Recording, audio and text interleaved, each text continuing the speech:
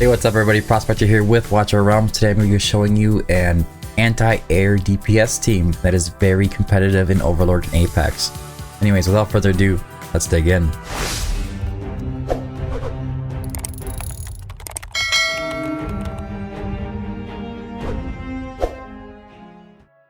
So you can see here, before we even get started, just looking at the matchups I'm right on the edge of Overlord and Apex. Ingrid, Praetus, Ajax is in there a lot. We have Ingrid. I will tell you right off the bat that A3 Ingrid is really hard to take on. And pretty much anything over 500k. But a lot of people don't run anything over 500k until you get to the higher end of like Apex and everybody's over 500. But anyways, setting this up, what are we looking at? Looking at Yolvar, which is an A3, Silas is an A2, Nyx is very important that she is A3. Once you unlock Awaken 3 Nyx, your world is going to change. I think in the past, Nyx has been kind of underrated. I think it's starting to come to realization just how good she actually is. Then we have Hatsuit. We all know how good Hatsuit is. She's really cheap to put down.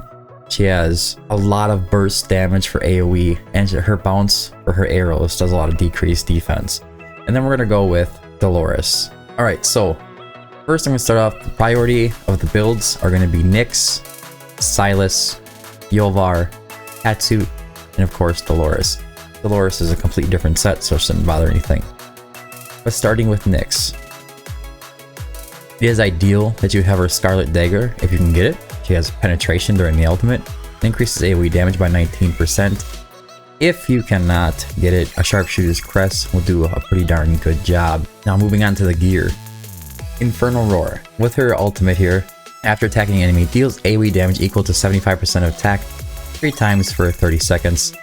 Infernal Roar is going to work really well with her. It's just going to boost up her basic attack, which is the same thing. It deals AoE damage equal to 120%. Attack to an enemy, prioritizing airborne units. She does have the ability to detonate bombs, do a whole load of cool stuff.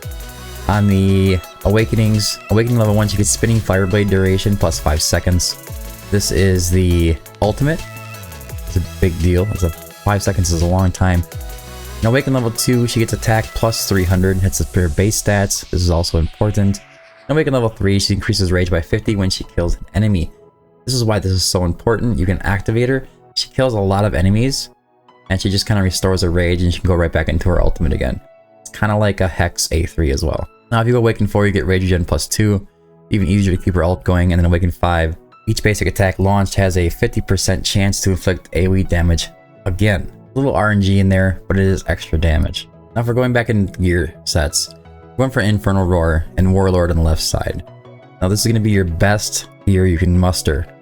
So attack bonus, attack speed, crit rate, crit damage, and flat attack on one of the pieces. You want the same thing for the other one, attack speed, crit rate, crit damage.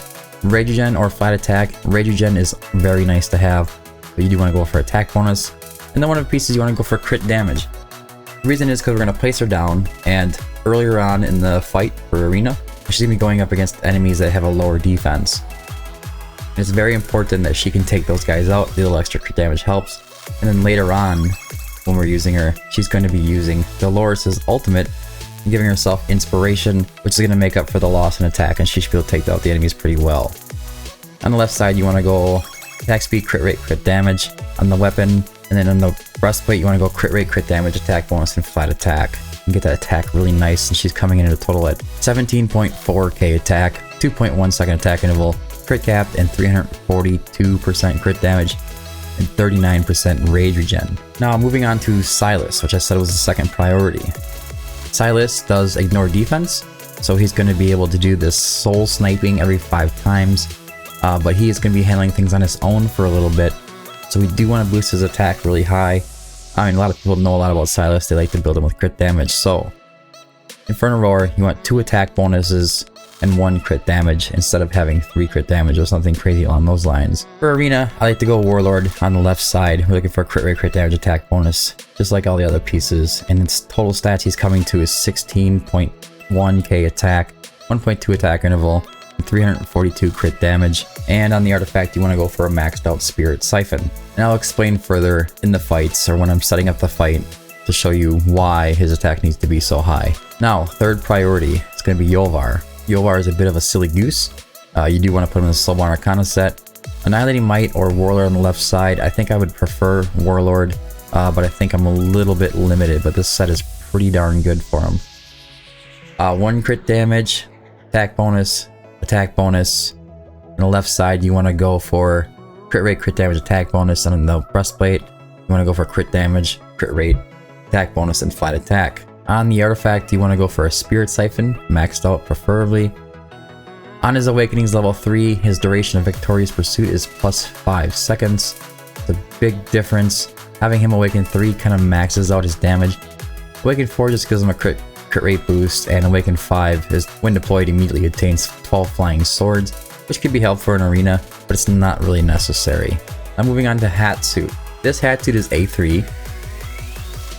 His Ghastly Stealth duration plus 10 seconds, that doesn't help at all. The attack plus 300 does help. And on the A1, she gets soul drain damage plus 5%. That's when the attack bounces from hero to hero, or enemy to enemy. So her Awakenings aren't that powerful. She's pretty strong on her own. To mix things up a little bit, I went with an Aegis Wrath set. And the reason being is that she's not going to be just sitting out there for a long time in a Soulbound Arcana set, so it's going to be hard for her to really get those stacks going.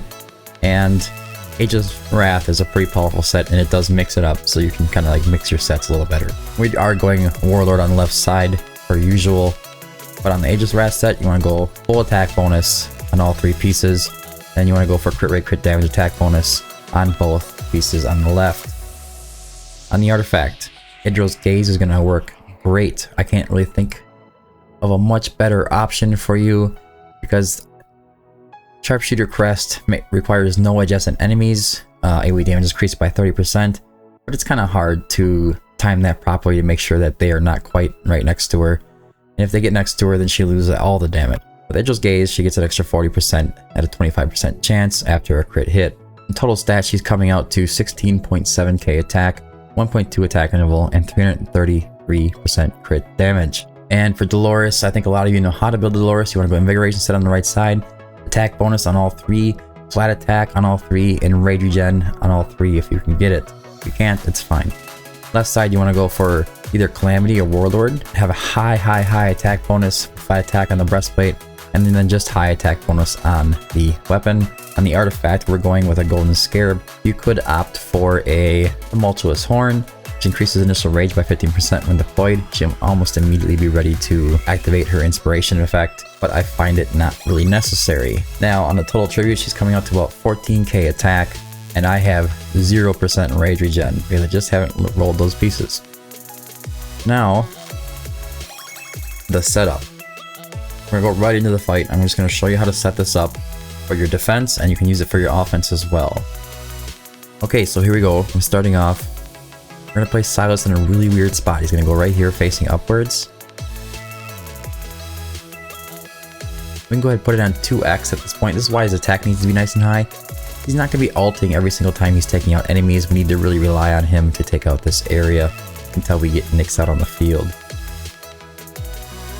And if his crit damage is too high, it's only going to do a lot of damage every other hit, or every 5 hits. Now we want to activate Silas right now, before the bug comes down.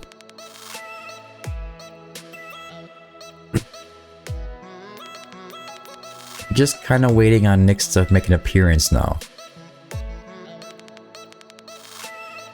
There she comes. Now she's gonna come out and do some work. Now she's reaching all the way over here. There's only a few heroes that can do that. Heroes like Nyx, Razak, and Ingrid. If you put a Praetus here, he can kind of pick them off. Comet might be able to, but it's not gonna do enough damage to these flying units. Now we're kind of hoping that Nyx is gonna do a good job taking these guys down. That'll do.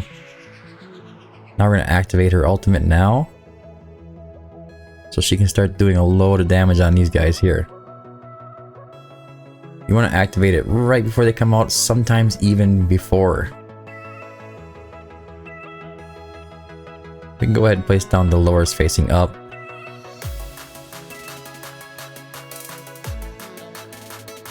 should do a good job taking him out.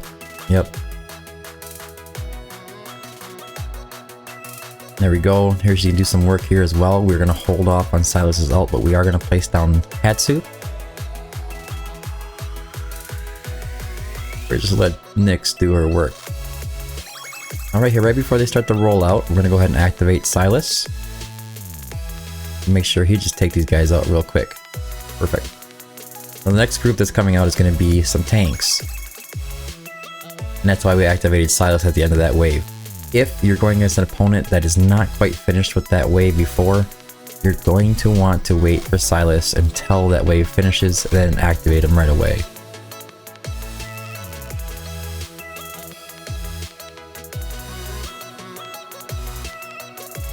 There we go. We are going to use Nyx right away. And as soon as that first fish gets in Hatsu's range, we're going to hit it. Otherwise it'll escape. We don't want that.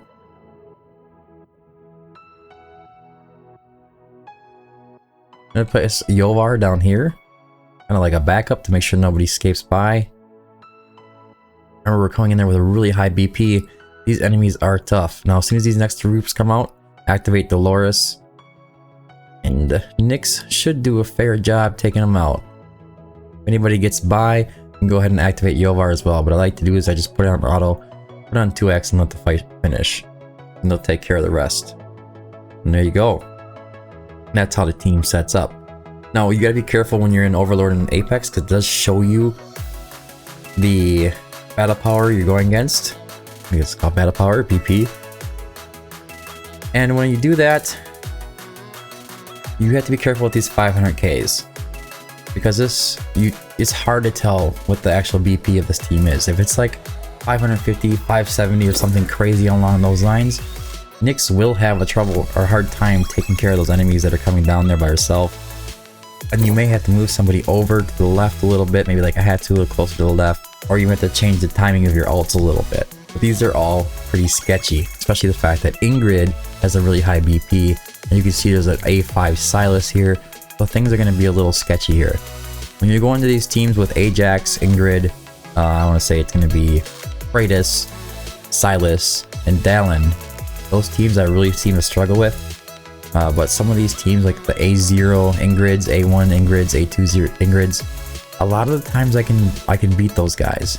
This is the team I'm talking about here though. This team is really tough, and I'll go ahead and just fight them and show you. I'm just going to put on auto, see what happens. So we're at 448k BP on the right side. I have 507. We'll kind of see what happens here. Usually we can do a pretty good job against Ingrid, as long as she's not A3. Which is saying something, you know. Ingrid's really strong. It's really hard to beat her. I'm gonna put down Praetus. He's gonna use the final verdict, take him out. Very typical. Praetus is going to do a load of damage here. There's the Ingrid taking the lead. That's okay. That's pretty normal.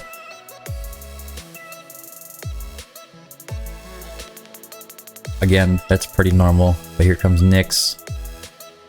Should be able to finish these guys off. We are going to lose a little bit of our bar. It is really hard to say if she's going to be able to keep up or not. This Ingrid looks like it's built pretty darn well. We're struggling. There's our first round win. Not gonna last for long. Here we go. Next round win. This is going well. Will we keep it up or not? I don't know. Come on, here you go. There you go. And now here comes the final wave. Hopefully that Dolores ult lasts long enough we take him out. There we go. And that is the win. Guys, this team is super strong. It's not going to beat all of them. Like I said, you need to watch out for the A3 Ingrids. A3 Ingrid, she does that beam like every other hit. A1 and A2, A0 Ingrid, she does it every like 3 or what is it, 5 hits I believe. Anyways, it's spread out much further. She doesn't have that advantage of that beam shooting across so far every single time. But anyways, guys, I just wanted to share this team with you. I've been really enjoying it and playing with it all day. There's a good reason to be farming Arena now in the midweek, and that has to do with your Apex coins. So if you go into the shop here, we have the Apex shop. You can see I have 950 coins. I think I got 400 from being an Overlord. If I'm correct, maybe it was 600. I don't remember. You can see I'm 950. You know, I'm really close to being able to buy myself a tree or something. Well, that's 1,000. And I'm in week and a half in. I mean, if I didn't really push last week very well. But you can see that Lady Alexandra is not going to be 2 years out. It really depends on where you are in your count. If you're pushing Overlord, you're playing an Overlord, you're pushing an Arena, I think it's going to be way sooner than that. But if you can find a way to manage more than 1,000 Apex coins a week, like if I do 5 more fights in Overlord, I'll have 1,000. And that's kind of like only been like 4 days or something that I've really been pushing it. I think you'll have it pretty quickly. But anyways, that's it for the video, guys. Don't forget to like and subscribe if you found this video helpful. If you did, don't forget to join the Discord. It's down in the description below. I'm interested in theory crafting for Arena, GVG, all these things. I also have hero guides in the Discord as well.